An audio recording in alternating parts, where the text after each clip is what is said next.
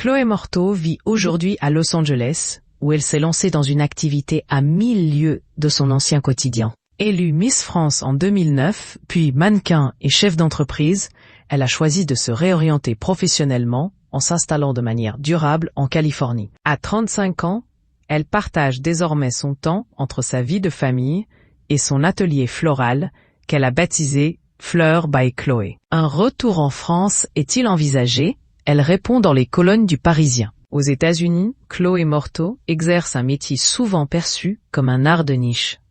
Aux États-Unis, les fleurs sont un produit de luxe.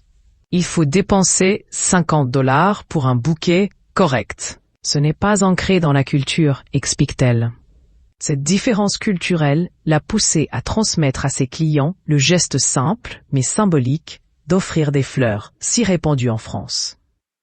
Si son parcours est atypique, elle tient à rappeler que son choix de reconversion n'a rien d'un repli. Ce n'est pas un plan B.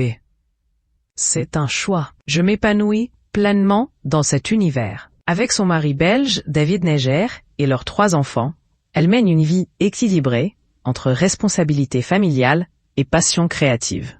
Elle n'hésite pas à impliquer ses enfants dans son travail. Les enfants m'accompagnent souvent au flower market, je les laisse choisir leurs fleurs. Même si elle a trouvé une certaine stabilité à Los Angeles, Chloé Morteau ne ferme pas la porte à un retour en Europe. Mon mari est belge et l'Europe nous manque. On en parle souvent. Elle évoque un mode de vie différent, plus simple, plus accessible, et se dit attachée à certains aspects du quotidien en France. La perspective d'un nouveau chapitre professionnel sur le sol européen n'est pas exclue. Elle aimerait y développer un lieu mêlant fleurs et convivialité. Je reviendrai avec une vision américaine du bouquet, mais l'envie de me perfectionner à la française, confie-t-elle. Elle note par exemple qu'aux États-Unis, les bouquets ronds sont peu connus, alors qu'ils représentent, selon elle, un savoir-faire floral à valoriser. Son ambition, ouvrir un lieu où l'on puisse prendre le temps de vivre, de boire un café, de lire un livre, entouré de fleurs.